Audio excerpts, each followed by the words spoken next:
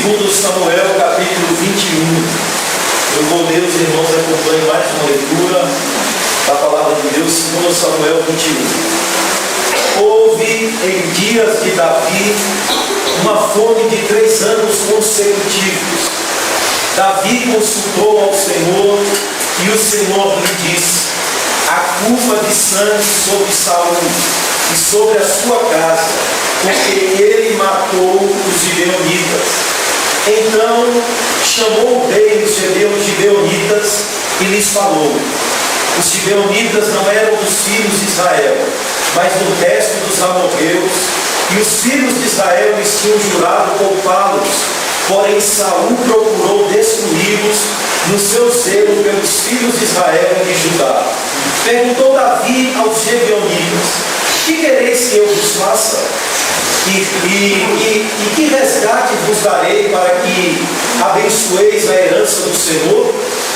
Então eles lhes disseram: não é por prata nem ouro que temos questão com Saul e com sua casa, nem tampouco pretendemos matar pessoa alguma em Israel. Disse Davi: que é, pois, que quereis que vos faça? Responderam ao rei: quando ao homem que nos destruiu, que procurou que fôssemos assolados, sem que pudéssemos subsistir em limite algum de Israel, de seus filhos se nos deem 7 homens, para que os enforquemos ao Senhor em Gibeá de Saul, o eleito do Senhor. Disse o rei: eu os darei. Porém o rei poupou a Mefibosete, filho de Jonatas, filho de Saul, por causa do juramento ao Senhor que entre eles houvera, entre Davi e Jonatas, filho de Saul. Porém tomou o rei os 2 filhos de Rispa, filha de Aiá, que tinha tido de Saul, a saber, a Armone e a Mefibosete, como também aos 5 filhos de Merabe, filha de Saul, que tivera de Adriel, filho de Barzilai, Meoatita, e os entregou nas mãos dos gibeonitas, os quais os enforcaram no monte, perante o Senhor. Caíram os 7 juntamente, foram mortos nos dias da ceifa, nos primeiros dias, no princípio da ceifa da cevada. Então Rispa, filho de Aiá, tomou um pano de saco e o estendeu para si sobre uma penha, desde o princípio da ceifa até que sobre eles caiu água do céu, e não deixou que as aves do céu se aproximassem deles de dia, nem os animais do campo de noite. Foi dito a Davi o que fizera Rispa, filho de Aiá, a concubina de Saul. Então foi Davi e tomou os ossos de Saul e os ossos de Jonatas, seu filho, dos moradores de Jabe e Gileade, os quais os furtaram da praça de Bet-Sean, onde os filisteus os tinham pendurado, no dia em que feriram Saul em Gibeá, em Gilboa. Dali transportou os ossos deles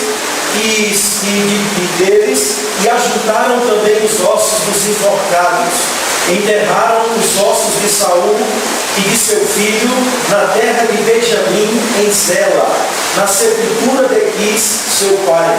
Fizeram tudo o que o rei ordenara. Depois disso, Deus se tornou favorável para com a terra.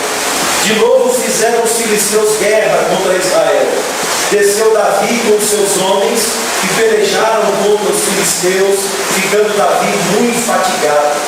Isbenob descendia dos gigantes. O peso do bronze de sua lança era de 300 ciclos e estava cingido de uma armadura nova. Este tentou matar a Davi. Porém Abisai, filho de Zeruia, socorreu, feriu o filisteu e o matou. Então os homens de Davi lhe juraram, dizendo: nunca mais sairás conosco à peleja, para que não apagues a lâmpada de Israel. Depois disso, houve ainda em Gob outra peleja contra os filisteus. Então Silecai, o Uzatita, feriu Asaf, que era descendente dos gigantes. Houve ainda em Gob outra peleja contra os filisteus. E Elanã, filho de Jaeré, Orejim, o belemita, feriu a Golias, o Gedeu, cuja lança tinha haste como o eixo de tecelão. Houve ainda outra peleja, esta foi em Gate, onde estava um homem de grande estatura, que tinha em cada mão e em cada pé 6 dedos, 24 ao todo. Também este descendia dos gigantes. Quando ele injuriava Israel, Jonatas, filho de Simeia, irmão de Davi, o feriu. Esses 4 nasceram dos gigantes em Gate e caíram pela mão de Davi e pela mão de seus homens. Amém, irmãos. Se aceita, vamos ouvir nosso irmão Jeová com a palavra da oração. Senhor Deus, Pai, nós te damos porque tu és maravilhoso para conosco, Pai. Amém. Nós te damos porque estamos aqui. Amor, Pai, agradecer o teu nome, essa oportunidade que o Senhor nos dá, Senhor. Nós te damos que a tua palavra nos dia, Pai. A tua palavra ensinar no dia a dia, que nós possamos aprender dela, Pai. Nós nos dias, nós vivemos, nós possamos pegar, Pai, como somos mandados, como o Senhor nos ordenar que nós possamos pregar, trazer luz para o mundo na terra. Só a tua palavra pode salvar o mundo delas. Nós pedimos que o Senhor possa nos abençoando aqui, em luz da tua palavra, que nós possamos sair e pregar. Amém. Pelo teu ensinamento. Que o Senhor possa iluminar os seus servos que pregam a palavra. Quando vem uma palavra trazida fora e muda fora. Eles possam ensinar e os teus servos possam aprender, possam levar todo mundo quando tiverem oportunidade. Amém. Que o Senhor possa deixar nesta noite palavra pela pregada e Deus nos serve que abastecidos pela Cristo.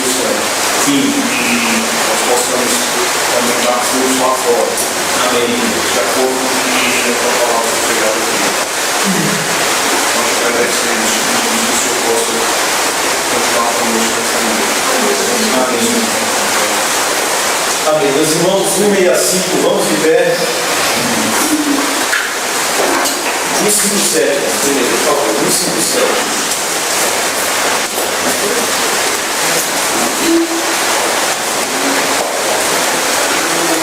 Quando Cristo é comigo, quando Deus precisa chamar, Quando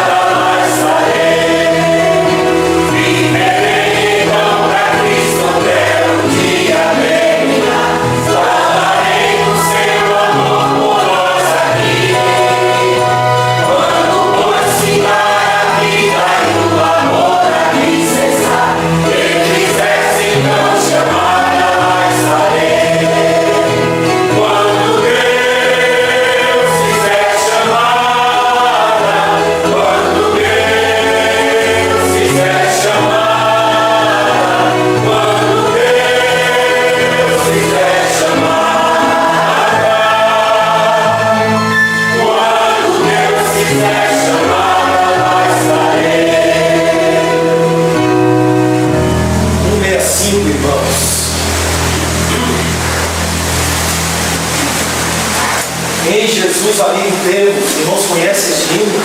Em Jesus amigo temos. Vamos ficar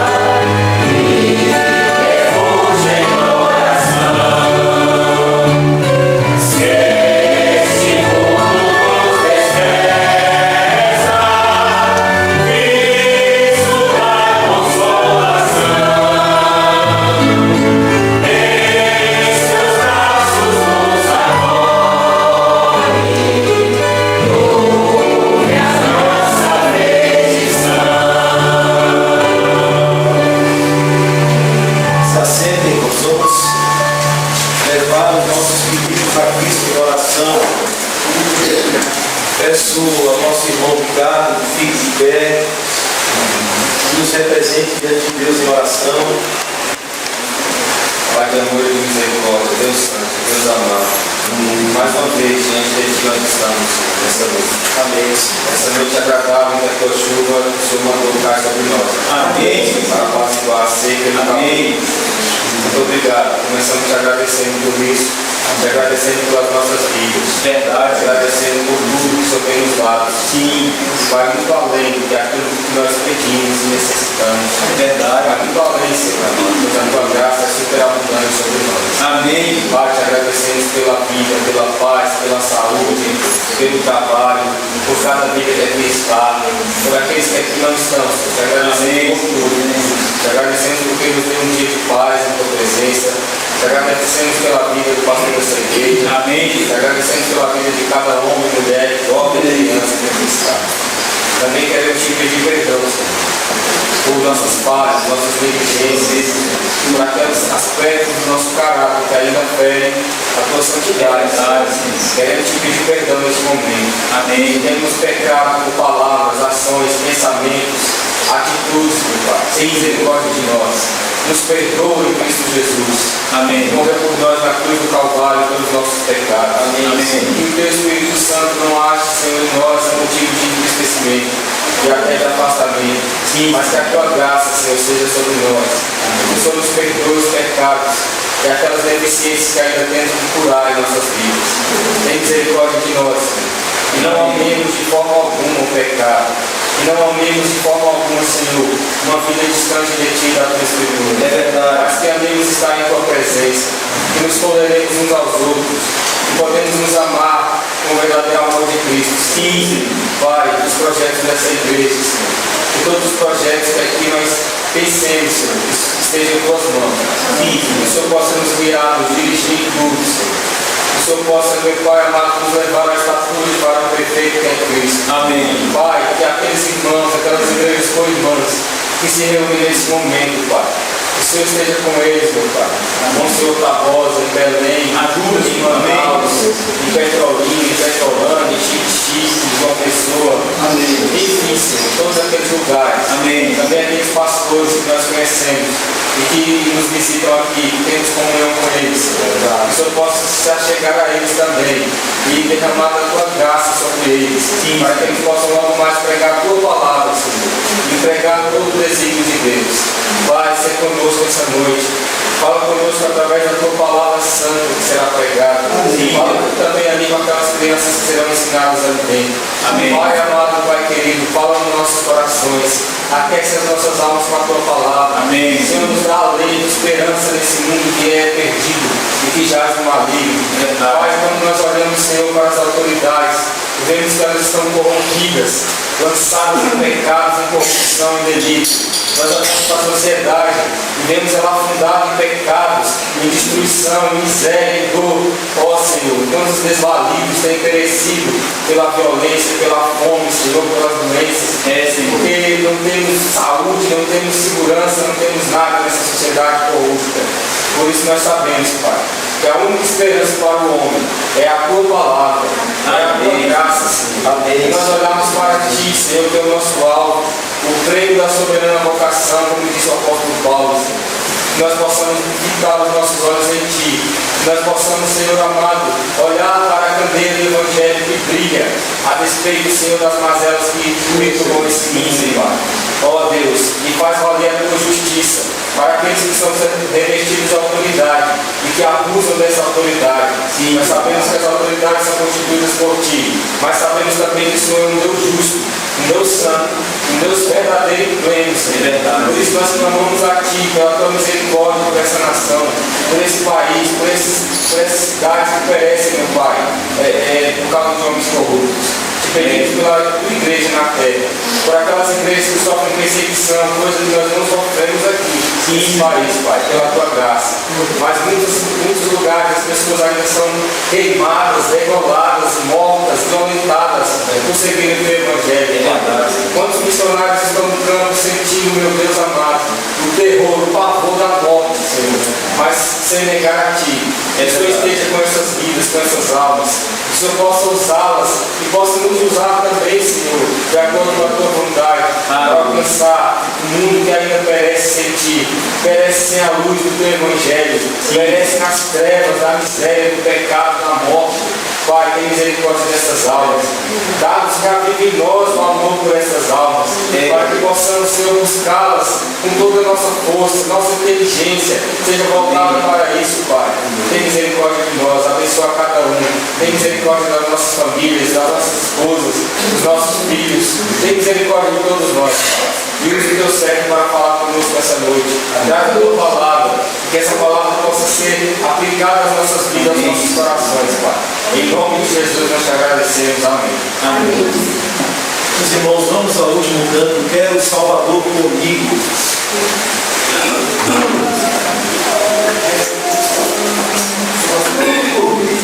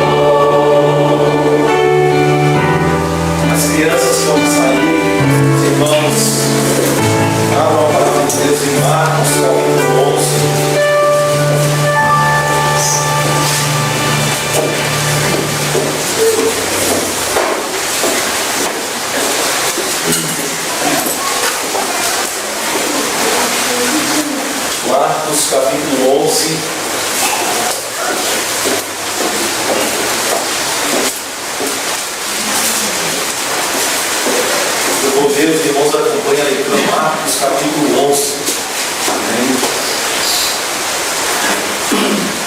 Interessante que a gente chega em alguns textos, irmãos, do Evangelho, que a gente não consegue dar uma ordem lógica de argumentação. Muitas vezes a gente vai ter que sair fazendo aplicações para ver se a gente consegue sacar algumas aplicações que se apliquem sobre nós. O texto no versículo 1 se aproxima dizendo o seguinte: quando se aproximavam de Jerusalém, de Betfagé e Betânia, junto ao Monte das Oliveiras, enviou Jesus 2 dos seus discípulos e disse-lhes: ide à aldeia que aí está diante de vós, e logo ao entrar achareis preso um jumentinho, o qual ainda ninguém montou, desprendei-o e trazei-o. Se alguém vos perguntar: por que fazeis isso? Respondei: o Senhor precisa dele, e logo o mandará de volta para aqui. Então foram e acharam o jumentinho preso junto ao portão, do lado de fora, na rua, e o desprenderam. Alguns dos que ali estavam reclamaram: que fazeis, soltando o jumentinho? Eles, porém, responderam conforme as instruções de Jesus. Então os deixaram ir. Levaram o jumentinho, sobre o qual puseram as suas vestes, e Jesus o montou. E muitos estendiam as suas vestes no caminho, e outros ramos que haviam cortado dos campos, tanto os que iam adiante dele, como os que vinham depois clamavam: Hosana, bendito que vem em nome do Senhor. Bendito o reino que vem, o reino de Davi, nosso Pai. Hosana nas maiores alturas. E quando entrou em Jerusalém, no templo, tendo observado tudo, como fosse já tarde, saiu para Betânia com os 12. No dia seguinte, quando saíram de Betânia, teve fome. E vendo de longe uma figueira com folhas, foi ver se nela, porventura, acharia alguma coisa. Aproximando-se dela, nada achou, senão folhas, porque não era tempo de figos. Então lhes disse Jesus: nunca mais coma alguém fruto de ti. E seus discípulos ouviram isso. Amém. Se assim.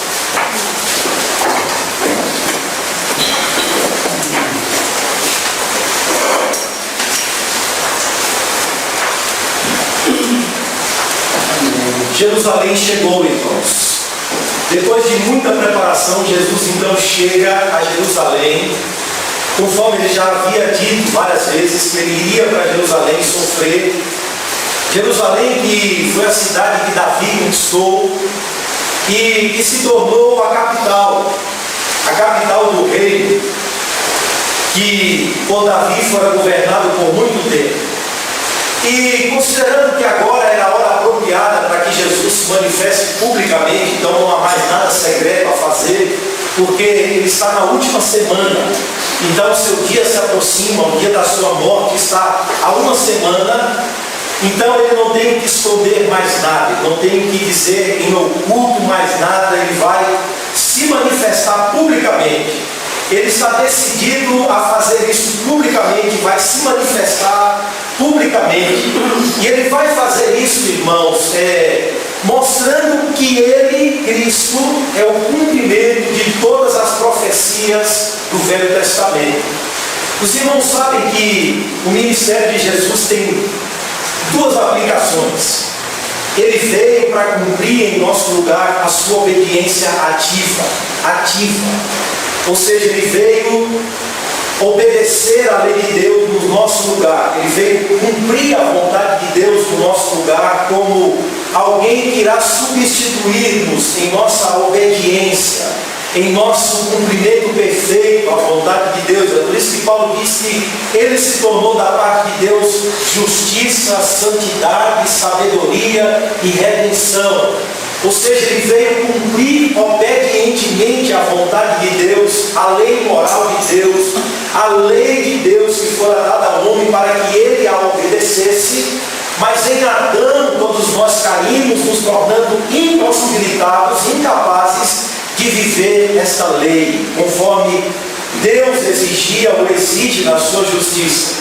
Mas o segundo aspecto do ministério de Cristo é que ele precisa sofrer a maldição da lei sobre a vida dele.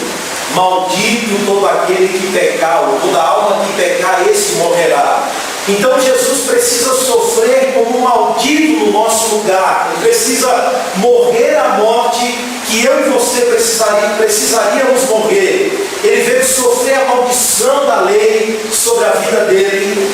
Então sua entrada em Jerusalém é para cumprir este propósito completo de Deus, este plano redentor de Deus, aonde Ele vai nos representar em todos os aspectos, aonde Ele vai cumprir a vontade de Deus no nosso lugar em todos os aspectos.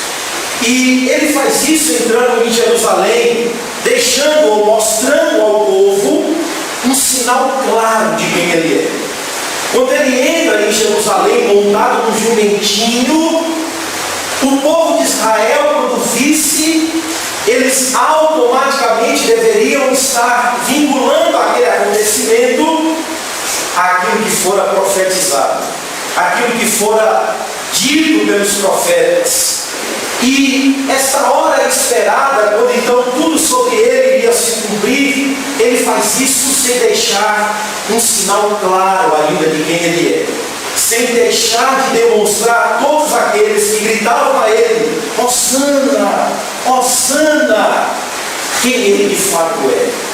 Aquele que vem desde a Galileia, ensinando e dizendo àqueles que ele ensinavam, ou que iria, ou que vinha efetuando os milagres, dizendo àqueles que eram curados: não diga nada a ninguém, não diga publicamente o que aconteceu. Agora ele vai se manifestar publicamente, chamando a atenção para si mesmo, chamando a atenção dos sacerdotes, dos governantes, dos mestres da lei, dos gregos e dos romanos. A pergunta que eu faço a você, e que todos nós faríamos à nação de Israel, seria: como pode uma nação que fora instruída por Deus ao longo de toda a história, ensinada por Deus ao longo de toda a história, e que está neste contexto onde Cristo aparece, esperando o Messias verdadeiro, esperando a chegada do Messias, e quando ele chega, eles o rejeitam. Ele veio para os que eram seus, mas os seus não o receberam. Ou seja, Israel, que deveria dar o fruto esperado por Deus, está sendo representado por essa figueira frondosa, mas que não tem fruto. Tem uma aparência bonita, tem uma aparência que chama a atenção, mas quando ele vai procurar fruto, ou quando vai a ela para procurar fruto, nada encontra, nada acha. Jesus aqui, irmãos, irá entrar em Jerusalém para cumprir uma função específica dentro de um propósito determinado por Deus. Quando se aproximavam de Jerusalém, de Betfagé e de Betânia, duas regiões próximas a Jerusalém, junto ao Monte das Oliveiras, enviou 2 dos seus discípulos. Ele envia 2 e diz: olha, ide à aldeia que está diante de vós, e logo ao entrar, achareis preso um jumentinho, o qual ainda ninguém o montou, desprendei-o e trazei-o. Se alguém vos perguntar por que vocês estão fazendo isso, a resposta que vocês darão é: o Senhor precisa dele, logo mandará de volta para aqui. Ele entrou, irmãos, para cumprir tudo o que acerca dele estava escrito. Tudo. Quando João Batista vai batizar Jesus, João Batista se sente constrangido, porque sabe que ele é o Cordeiro de Deus que vai tirar o pecado do mundo. Então João Batista diz: convém com que eu seja batizado por você e não que eu te batize. Jesus diz: João Batista, convém cumprir toda a justiça. Jesus, quando morre então e ressurge dentre os mortos, os discípulos estão caminhando, ou 2 discípulos estão indo para o caminho de Emaús, já desgostoso, desacreditado, porque o mestre havia morrido, mas eles já haviam esquecido que após 3 dias ele iria ressuscitar. Jesus se coloca entre eles e começa a discorrer tudo o que acerca dele estava escrito, a começar de Moisés, passando pelos salmos até chegar aos profetas. Tudo, irmãos, o que acerca de Cristo estava escrito. Ele veio, ou ele vai entrar em Jerusalém após este período longo de ministério na Galileia, para que tudo sobre ele se cumpra, para que tudo sobre ele, ou para que o plano eterno de Deus nele tenha o seu cumprimento, ou nele tenha o seu amém, a sua confirmação. Agora percebam que Cristo aqui está revelando alguém que tem plena consciência disso. Cristo está mostrando a cada um de nós que Ele é alguém que sabe que tem um propósito a cumprir dado pelo Pai e vai cumprir este propósito dentro da mais tranquila consciência e direção que Deus determinou para a vida dele. Por essa razão, em João capítulo 4, ele diz: a minha comida é comer a vontade daquele que me enviou. Ou seja, é fazer a vontade de Deus, é cumprir a vontade daquele que me enviou. Mas só que ele não está aqui, irmãos, próximo a entrar em Jerusalém, como alguém que está desconhecendo que sobre ele vai vir. Ele não está aqui como alguém que sabe que algo vai acontecer, mas ele não sabe o que. Ele está desde o capítulo 8 dizendo: sobre mim irá cumprir sofrimento, morte e ressurreição. Sobre mim irá cumprir sofrimento, morte e ressurreição. E aqui o texto mostra que toda a direção quem está dando é ele. Vocês vão à aldeia, peguem o jumentinho, tragam a mim. Ele monta no jumentinho, entra em Jerusalém. Embora, irmãos, os discípulos ainda estão meio que sem perceber o que de fato está acontecendo, estão obedecendo suas ordens. Cristo aqui está plenamente consciente de que ele será um servo sofredor, submetendo-se à vontade do Pai, para morrer no lugar de pecadores de uma maneira bem consciente. Bem consciente. Agora, os versículos de número 2 e 3, nós não sabemos o detalhe se Cristo aqui está revelando a sua presciência.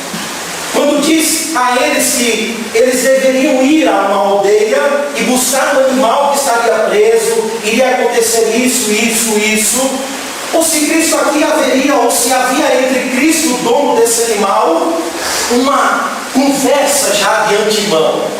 Alguns entendem que Cristo aqui está revelando a sua clara divindade, o seu poder ou a sua clara divindade em conhecer todas as coisas, em saber de todas as coisas. Ele mostra que este rei ou servo sofredor é um rei divino e um rei humano, ou um rei de uma natureza divina e um rei com uma natureza humana, que vai oferecer um sacrifício de valor eterno, mas que também vai sofrer na cruz como um homem que assumiu a nossa natureza, que assumiu uma natureza humana para cumprir uma função específica, para cumprir uma missão dada por Deus. E essa missão vai ser cumprida, ele vai entrar em Jerusalém montado no jumentinho. Meus irmãos, a nação de Israel certamente estaria esperando um rei que viesse montado no cavalo. Certamente a nação de Israel estava esperando um rei que viesse a pé, com todo o seu exército, com toda a sua pluma para tomar o poder de Jerusalém. Israel aqui, irmãos, estava esperando um rei montado num cavalão forte, num cavalo que demonstrasse força, domínio, poder, e que viesse como um sinal de alguém que iria tomar os poderes que de Israel foram retirados e que estavam sob o jugo romano. Mas ele veio, irmãos, cumprir aquilo que Deus determinou sobre a vida dele. Zacarias capítulo 9, verso 9, o profeta diz no versículo 9: alegra-te, ó filha de Sião, ó filha de Jerusalém, eis que o teu rei virá a ti, justo e salvo, pobre e montado sobre um jumentinho, filho de jumenta. Quando Israel olhasse para ele montado naquele jumentinho, a nação a qual Deus esperava frutos deveria olhar para os profetas e reconhecer nele de fato o Messias que veio resgatar o seu povo dos pecados dele. Zacarias, irmãos, é contemporâneo de Ageu. Os dois profetas profetizam após o exílio. Se os irmãos lerem a profecia de Ageu, que era contemporâneo de Zacarias, os irmãos irão ver Ageu reanimando o povo, reanimando os homens, porque eles haviam parado de reconstruir o templo. E pararam por 17 anos, porque estavam sendo acossados pelas nações vizinhas e pelos inimigos e desanimaram. E Ageu vai reanimar o povo através da sua profecia, dizendo: a glória da segunda casa será maior do que a primeira. Deus é o Deus do ouro e da prata. Mas ao mesmo tempo, Zacarias, que é o seu contemporâneo, está tentando mostrar ao povo que a volta deles do exílio para a terra e a reconstrução do templo para a retomada dos sacrifícios, ou da liturgia, ou da vida espiritual, da relação com Deus, era ainda uma sombra pálida da verdadeira transformação que viria através de Cristo Jesus, que viria através deste rei, ó filha de Sião, que vem montado no jumentinho. Montado no jumentinho, que ele de fato, como diz o profeta, virá com o produto do lavador, que irá tornar as vestes de vocês limpas. E foi esta a afirmação que o anjo disse à sua mãe: ele será chamado Jesus, porque ele salvará o seu povo dos pecados deles. A sua justiça não será uma justiça estabelecida por armas. A sua, ou o seu governo, ou o seu reino, não será estabelecido através de domínios políticos. Ele virá em humildade e em total dependência de Deus. Amém. Com isso, Cristo estava cumprindo sua clara vocação messiânica, mostrando a Israel que não era um resgate político, mas era sobretudo um resgate espiritual. Era uma morte de cruz para satisfazer plenamente a justiça de Deus e cumprir tudo que acerca dele estava escrito. E quando ele vem montado no jumentinho, é como se ele desconstruísse toda a predição dos judeus. É por isso que Paulo, quando vai dizer aos irmãos de Corinto, ele diz: olha, os gregos pedem sabedoria e os judeus pedem sinal, mas eu prego a Cristo e este crucificado, poder de Deus. Ele veio, irmãos, não nos resgatar de um domínio político, ele veio nos resgatar do pecado do qual éramos escravos e satisfazer a justiça daquele que é perfeito e que nos criou para viver o propósito dele, e nos criou para estar debaixo dos domínios dele. Amém. Em obediência à sua vontade. E os sinais claros do senhorio de Cristo, embora mesmo assim ele submetendo-se como servo, aqui no texto percebemos sinais do seu senhorio. Como diz Paulo escrevendo aos Filipenses: olha, ele era Deus, ou ele é Deus, mas sendo Deus não teve por usurpação ser igual a Deus, mas antes assumiu a forma de servo e foi obediente até a morte e morte de cruz. Versículo 13 ele diz ao dono do animal que o Senhor precisa dele. Ele é Senhor sobre todas as coisas. Mesmo sendo Senhor sobre todas as coisas, Mesmo sendo Deus, irmãos, Ele submete a uma condição humilde, submete a uma condição de pobreza, submete-se a uma condição de humilhação para morrer pelos pecados dos judeus, para morrer pelos pecados de todos o seu povo, de todo o seu povo. E o versículo 6 diz que os discípulos respondem às instruções de Cristo. Veja, o controle de tudo aqui é dele, de todas as ações é dele.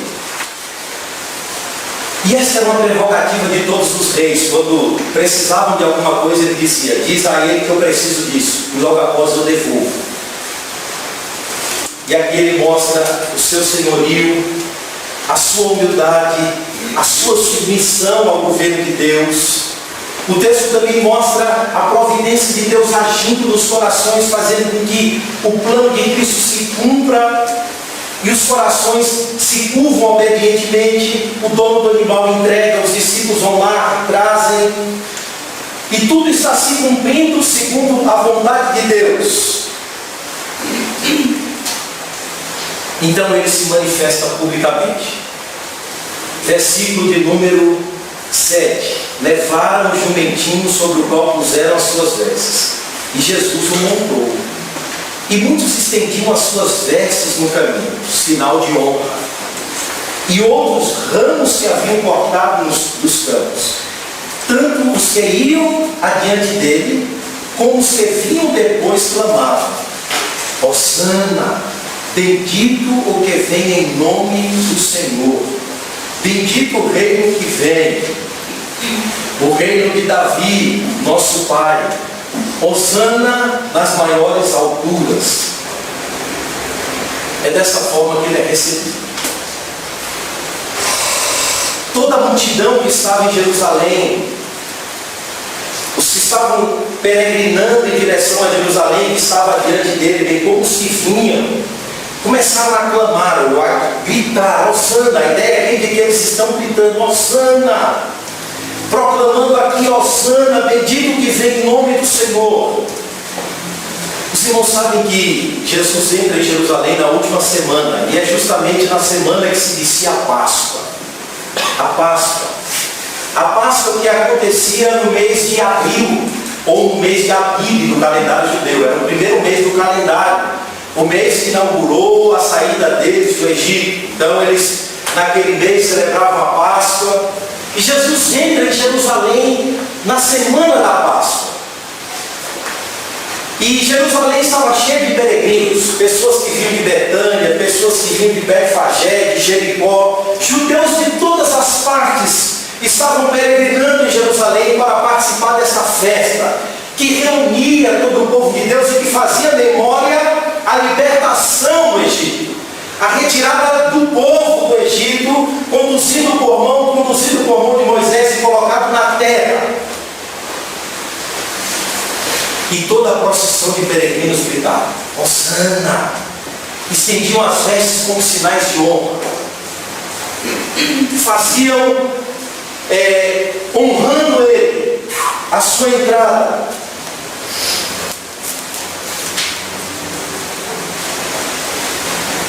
E muitos peregrinos, irmãos, ou todos os peregrinos, foram tomados por aqueles gritos e todos começaram a gritar. E o primeiro sinal que o povo grita é que Jesus é um Salvador. Hosana! Hosana! Ou seja, eles clamam pelo Salvador. Hosana! Esse termo significa: salva-nos agora, salva-nos, nós te suplicamos. O segundo grito aponta Jesus como rei. Bendito que vem em nome do Senhor. Bendito que vem em nome do Senhor. Bendito o reino que vem, o reino de Davi. Irmãos, a referência aqui é ao Salmo 118. O Salmo 18, ou 118, era o Salmo dos peregrinos. Quando os peregrinos saíam em direção ao templo, e quando chegavam diante do templo, sacerdotes gritavam ao povo: benditos que venham em nome do Senhor. Aqui eles aplicam o salmo a Jesus Cristo, ao Messias que veio, ao bendito que vem inaugurar o reino de Davi. Eles se lembraram da promessa de Deus feita a Davi, que prometeu a Davi que estabeleceria o seu trono para sempre. Enquanto quando olham para Cristo, se lembram das promessas e diz: bendito o reino de Davi. Agora a referência aqui agora é a um peregrino especial, Jesus, que vem a mando de Deus cumprir tudo que acerca dele está escrito, e vai com o tempo não oferecer sacrifício, mas simbolizar uma espécie de purificação, e vai oferecer um sacrifício, mas não um sacrifício de animais, mas um sacrifício de si mesmo. O sacrifício de si mesmo. Ele vem inaugurar um reino, mas a pergunta é: qual reino eles estão esperando? Ele veio salvar, mas que salvação eles estão clamando?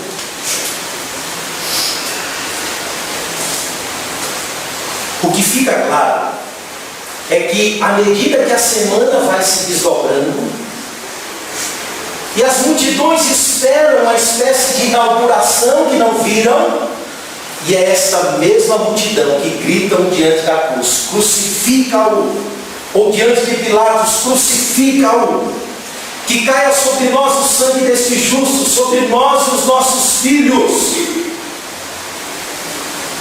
Eles não querem a hosana ou a salva-nos, ó Deus, a salvação que Deus está trazendo. É frequente, irmãos, nós buscarmos a Deus segundo os nossos termos. Eu quero uma salvação, mas um tipo de salvação que eu quero. Eles querem buscar a Deus, ou Israel buscou a Deus, ou entendeu a vocação messiânica, não nos termos da palavra de Deus ou da vontade de Deus, e não buscaram a Deus como criaturas ávidas para se submeterem ao seu Criador. A pergunta é: este hosana ou bendito veio nos salvar de quê?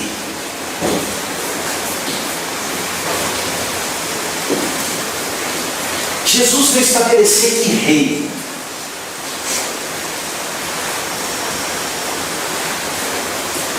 A forma como ele entrou simboliza o quê? Zacarias, versículo 10. Diz o profeta: de Efraim destruirei os carros, de Jerusalém os cavalos, e o arco de guerra será destruído, e ele anunciará paz aos gentios, e o seu domínio se estenderá de mar a mar, desde o rio até as extremidades da terra. O profeta aqui está falando do reino de Cristo, do reino messiânico de Cristo. Mas ele não veio estabelecer um reino em Jerusalém, um reino físico. Ele não veio salvar o povo do domínio do Império Romano. Ele veio nos salvar dos nossos pecados. Amém.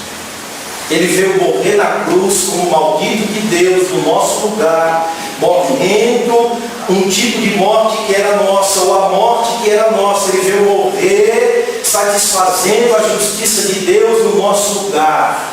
As suas hosanas se cumprem na cruz. O bendito do Senhor veio morrer na cruz, para que o povo de Deus voltasse a ter comunhão com Deus, para que nós hoje estivéssemos reconciliados com Deus pela morte da cruz. E ele veio estabelecer um reino. Amém.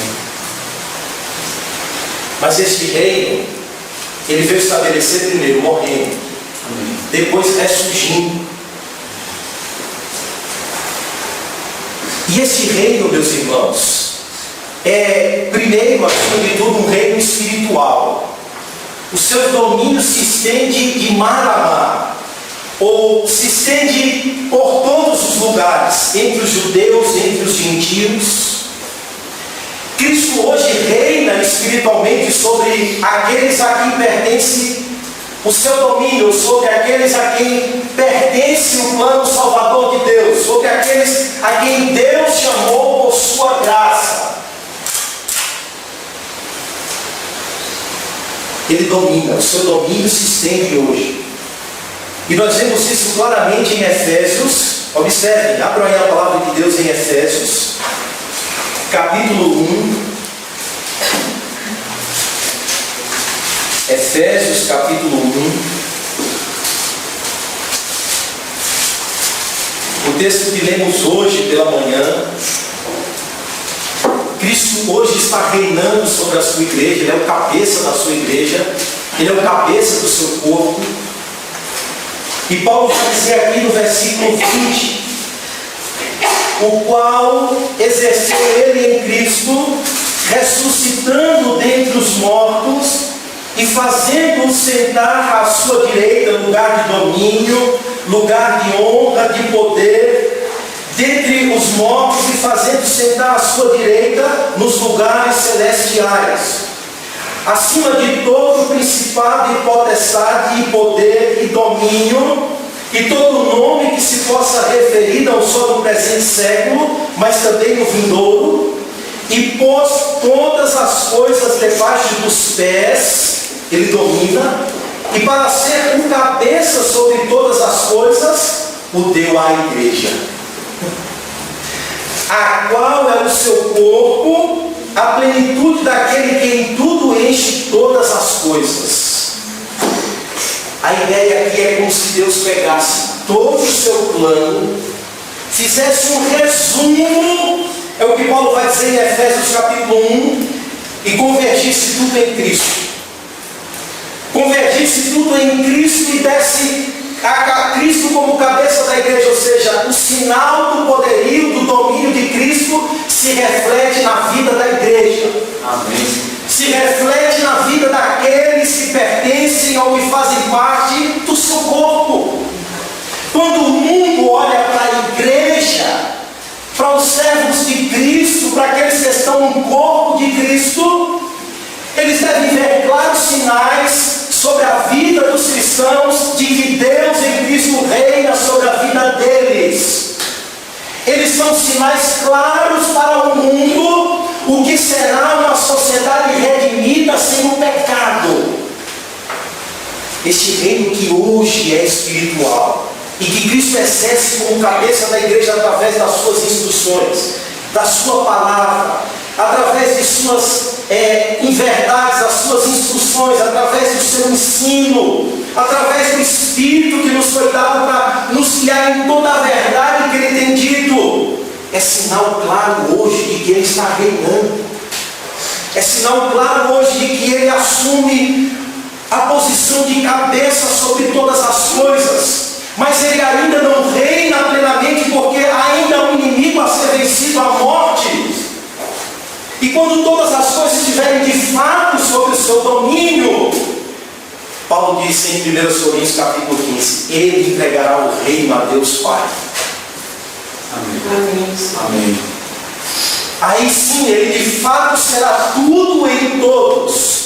De fato, este reino se estabelecerá, a nova Jerusalém descerá do céu como noiva, ataviada para o seu noivo. Haverá novos céus e nova terra, onde habita a justiça plenamente, onde habita a perfeição plenamente, onde habita tudo plenamente. Mas não foi este reino que Israel compreendeu. Não foi este reino ou esta salvação que Israel compreendeu. Pois a mesma multidão que grita, a mesma multidão que diz crucifica. Bendito que vem em nome do Senhor, ou seja, eles esperam o reino físico de Davi, nosso Pai, Hosana.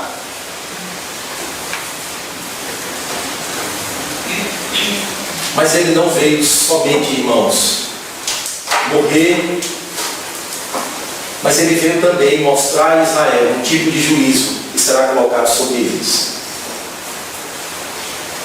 Versículo de número 11. Ele entrou em Jerusalém, no templo, e tendo observado tudo como fosse, já tarde, saiu para Betânia com os 12. O templo, irmãos, ele olha para o templo. A ideia aqui é de que o templo vai conhecer o juiz, que por volta das 18 horas o templo fechava, e aqui já é o final do dia, ele então volta para Betânia. E no versículo 15 em diante ele volta no templo de novo, mas agora não volta para olhar, ele volta para fazer com que aqueles homens percebam tanto que eles estão errados.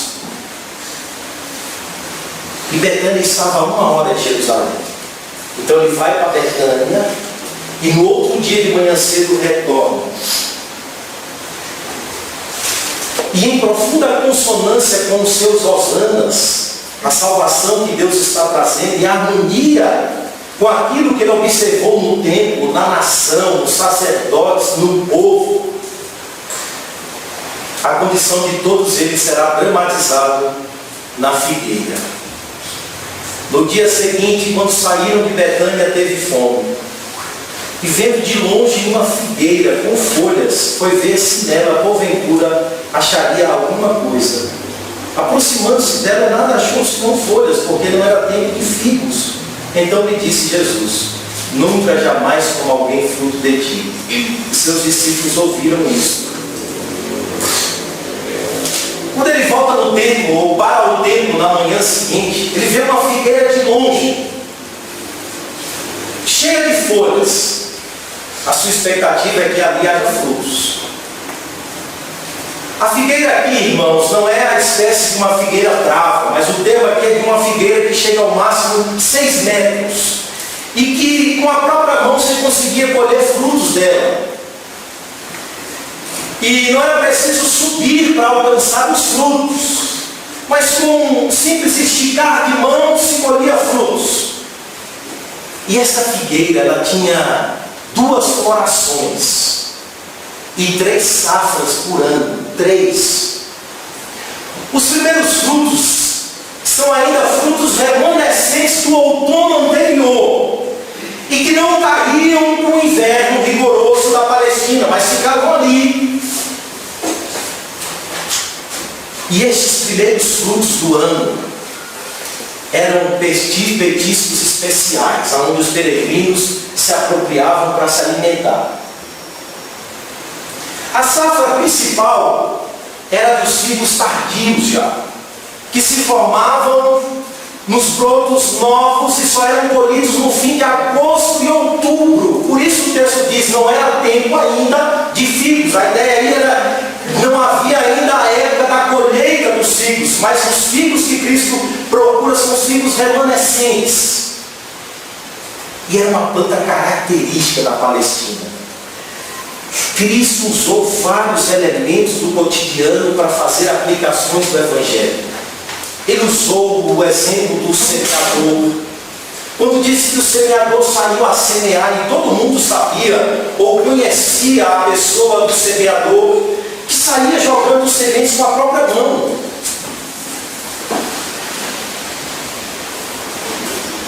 Ele usou várias figuras do cotidiano, como uma candeia, como uma dracma, para fazer aplicações do Evangelho sobre as pessoas. Agora aqui ele vai usar uma figueira, que irá proporcionar uma aplicação severa, ou uma figura sobre Israel. Aqui não é diferente. E a primeira aplicação que Cristo faz, ou que nós poderemos fazer, é que essa figueira possuía uma aparência enganosa, ou enganadora. No dia seguinte, quando saiu de Betânia, teve fome, vendo de longe uma figueira com folhas, foi ver se nela, porventura, acharia alguma coisa. Cheia de folhas, bonitas. Mas quando se aproxima, não encontra nada. A primeira aplicação é que há uma mera aparência. Há uma mera aparência enganadora. mas que com exatidão não havia frutos. O que é que isso tem a ver com a nação de Israel? Irmãos, Israel, ou a religião judaica, se tornou uma religião de práticas externas meramente, de aparência de piedade, ou de conformação externa. Os irmãos sabem que todos eles, ou os oficiais da religião, criaram sobre aquilo que o próprio Deus havia dado a eles uma série de regras e regras e regras e regras. O próprio Jesus vai dizer: ai de vocês, escribas e fariseus, porque vocês atam fardos pesados e colocam sobre as pessoas, mas vocês nem com o dedo querem movê-los. Vocês que do ponto de vista externo são traçados ou enxergados pelas pessoas como homens santos, homens piedosos, homens corretos, mas vocês são como sepulcros caiados. Vocês são cheios de rapinas, cheios de sujeira, cheios de maldade. Ou seja, tal como a figueira, Israel passou a ser uma nação com uma religião de uma aparência enganosa. Práticas externas, legalista, troca de roupa, comportamentos externos, mas que não refletia do ponto de vista do homem integral, alguém que estava vivendo a verdadeira piedade diante de Deus. Mas pelo contrário, estavam vivendo de aparência e tentando ser tratado com honra através de comportamentos aparentes, externos. A segunda aplicação é que, tal como a figueira, eles atraíam a atenção das pessoas. Atraíam a atenção das pessoas. Pegaram todas as prescrições de culto dadas por Deus e se apegaram àquilo com um legalismo tão violento, ou construíram regras e mais regras sobre aquilo de uma maneira tão violenta, e passaram a desfrutar dessa condição externa e legalista da religião tão profundamente, que por onde eles passavam, eles atraíam a atenção das pessoas. Por onde eles passavam, eles atraíam a atenção daqueles homens que os viam e diziam: esse é perfeito, esse é um padrão correto. Mas Cristo vai mostrar, é só aparência. São só folhas, ou são só folhas bonitas que chamam a atenção de longe, mas que está ocupando um lugar sem um devido propósito, não tem frutos.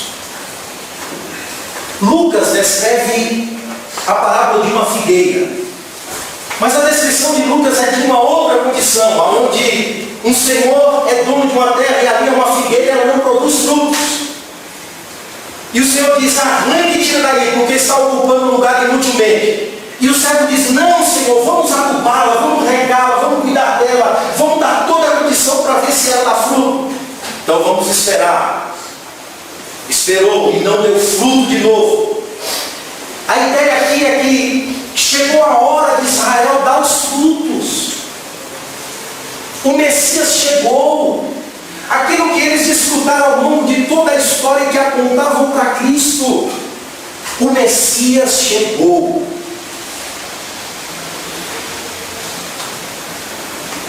Mas eles, ou os frutos que Cristo colheu deles, foi ódio, mentira, engano, tramaram contra Cristo, entregaram Cristo aos romanos, mentiram no tribunal. Então lhes disse Jesus, verso 14: nunca mais coma alguém fruto de ti. E seus discípulos ouviram isso. Qual o propósito do Pai, meus irmãos? Qual é o propósito do Pai? Ou qual o propósito com o qual alguém planta uma figueira, uma mangueira, planta um pé de uma fruteira? Qual é o propósito? É que ela ocupa um lugar e você fica olhando para ela: como é bonita, olha, rapaz, Pai, chegou dezembro, como essa mangueira está florida, como as árvores estão verdes e belas. E alguém pergunta, deu fruto? Não. Qual é o propósito de Deus de ter plantado Israel? Verdade. Jesus diz, o propósito do Pai é que demos muitos frutos. E o vosso fruto permaneça. Permaneceis em mim, e eu permanecerei em vós. Deus não se deixa enganar pela aparência. Mais uma vez, aqui Cristo está mostrando. Isaías, esse povo me honra com os lábios, mas o coração deles está distante de mim. Deus está preocupado também com os adoradores dentro do culto. E Ele sonda a cada um, irmão, sonda a cada um. O profeta deixa isso bem claro. Não, Isaías, o coração está longe. É a aparência enganosa. É uma liturgia perfeita. Mas oferece a mim, Salmo 50, sacrifícios de ações de graças. E esse eu não rejeito.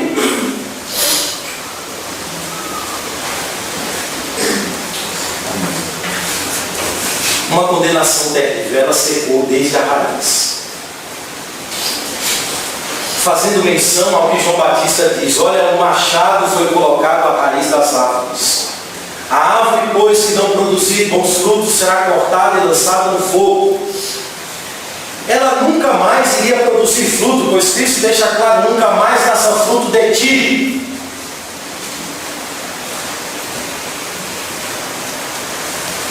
Irmãos, é o perigo que todos nós corremos. É o perigo de sermos formais, ou nos adequarmos aos padrões externos da religião, mas não obtermos uma verdadeira espiritualidade. Amém. Paulo é muito sincero com os irmãos de Corinto e diz, examinai a vós mesmos se estáis na verdade.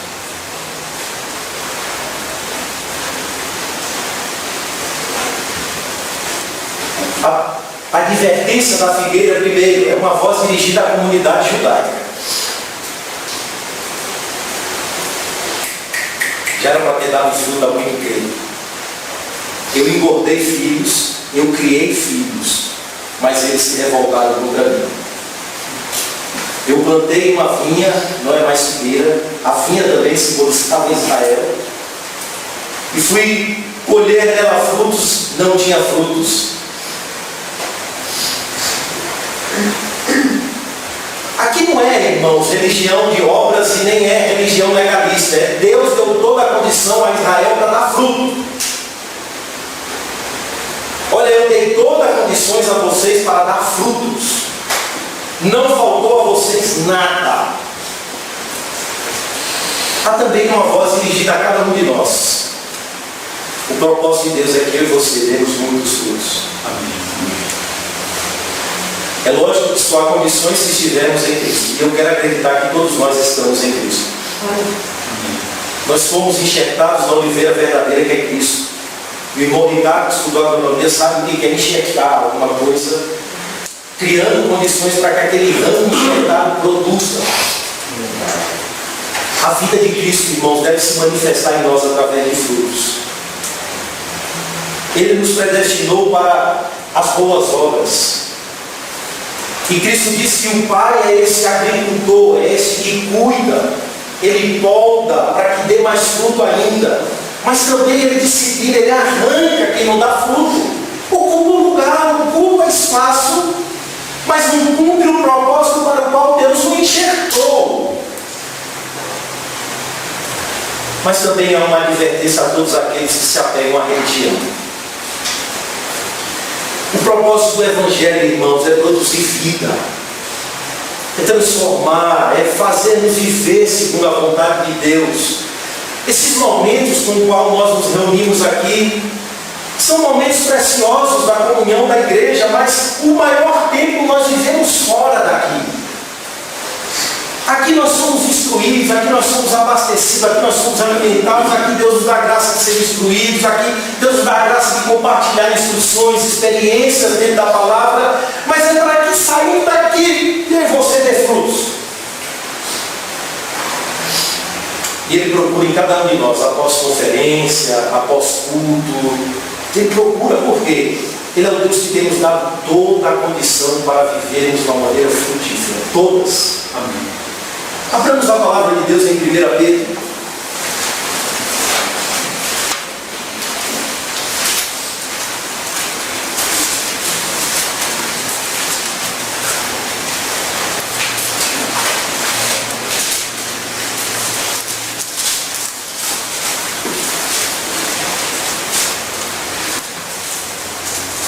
Segunda Pedro, irmãos, virem a palavra, 2 Pedro, capítulo 1.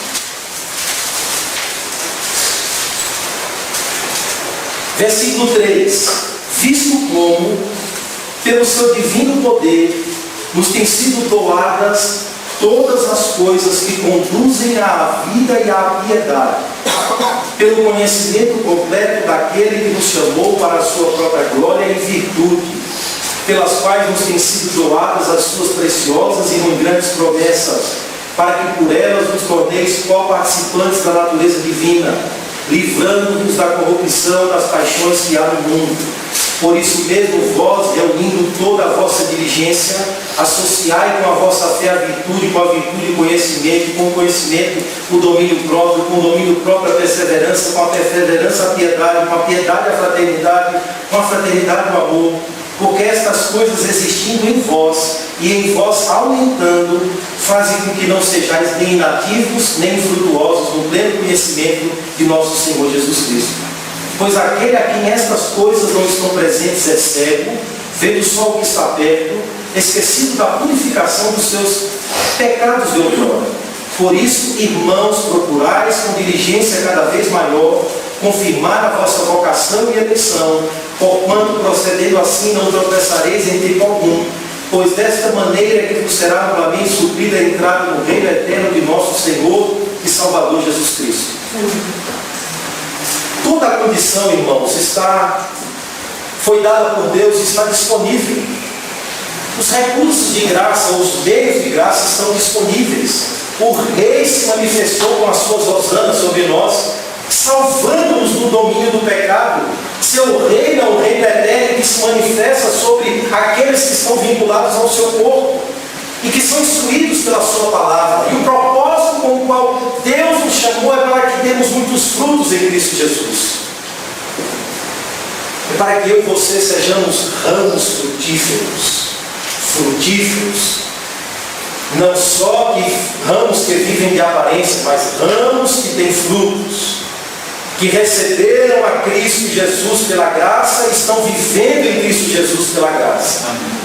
Que receberam o Salvador, o Hosana pela graça e estão vivendo sob o reinado, o governo de Cristo também pela graça.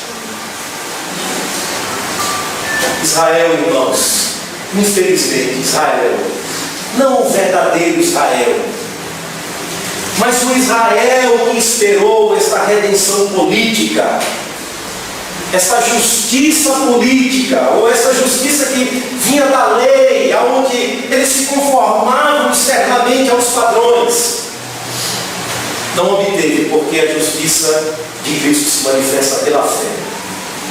Ele veio e se manifestou aos seus, mas os seus não o receberam. E a condição de ser filhos de Deus é todos aqueles a quem Deus deu o poder de serem feitos filhos de Deus. E Cristo aqui, olhando para essa figueira que só tinha aparência e que simboliza aquela religião sem vida, sem fruto, religião de vestimentas cumpridas, religião de comportamentos bem organizados ou concatenados, de comportamentos à vista dos homens, mas que não tem nenhum tipo de vida, nenhum tipo de fruto que Deus esperava ou que Deus esperou ao longo de todos os anos. Irmãos, até aqui está bom que eu e você sejamos frutíferos, que você receba a palavra de Deus e que ela, pela graça de Deus, frutifique em seu coração. Amém. E que todos os dias os frutos da sua vida evidenciem que Cristo reina sobre seus filhos. E que Ele não é só seu Salvador, mas Ele é também o seu Senhor. Você vive o senhorio de Cristo na sua vida. Vamos orar, que Deus nos dê graça. Senhor Deus, nós te agradecemos pela morte de Jesus Cristo. Te agradecemos pela maneira tão sábia com a qual o Senhor nos salvou em Cristo Jesus, quebrando, Senhor, toda a pretensão humana, ó Deus, e toda expectativa humana com o Evangelho. Este Evangelho é o teu poder para a nossa salvação, ó Deus. E que todos os dias este Evangelho se manifeste em nossas vidas. Este reino que se manifesta espiritualmente sobre nós, em nossos corações, é a evidência de que o Senhor Jesus Cristo, de fato, estabeleceu o trono de Davi, que fora prometido no Velho Testamento, e que o trono do qual Davi apontava, este trono está de pé. Tu estás assentado à destra de Deus, intercede por nós, está sentado sobre principados e potestades, triunfou sobre todos eles, e até que todas as coisas se cumpram, ó Deus. Nós aguardamos a sua vinda, nós aguardamos este reino plenamente sobre nós, aonde não haverá mais dor, mais injustiça, mais pecado, mais engano, aonde não haverá mais, ó Deus, a corrupção que o pecado produz na criação, no nosso coração, na natureza humana. Haverá eternamente um reino de paz, um reino de amor, de alegria, um reino onde gozaremos eternamente do Senhor, porque para isso fomos criados. Amém. Para vivermos, ó Deus, e gozar o Senhor eternamente, desfrutar de tudo aquilo que o Senhor na criação, ó Deus, propôs a Adão lá no Éden. Amém. Mas que o primeiro Adão falhou. Mas o segundo Adão, que é do céu, Jesus Cristo, este não falhou. Em tudo ele foi tentado, mas sem pecado. Amém. Ele hoje é poderoso para interceder por cada um de nós. Ele é poderoso para nos conceder a graça para sermos frutíferos. Ele é poderoso para nos conceder a graça para vivermos sob o seu reinado todos os dias. E nós te pedimos, Senhor, aplique este Evangelho sobre os nossos corações, aplique este Evangelho sobre as nossas mentes, sobre as nossas emoções, sobre as nossas vidas, sobre todo o nosso ser, transformando, ó Deus, tudo aquilo, Senhor, que precisa ser transformado em nossas vidas, quer seja nos relacionamentos, quer seja na maneira de viver, quer seja na maneira de trabalhar, quer seja na maneira de comer, de vestir, quer seja em qualquer aspecto da vida, Senhor. Nos leva ao propósito de quer comamos, quer bebamos, nós tenhamos consciência de fazer tudo para a glória do Teu nome, Senhor. Nós façamos com o propósito de dar frutos para a glória do Teu santo nome. É o que nós te pedimos, Pai, em nome de Jesus. Amém. Amém.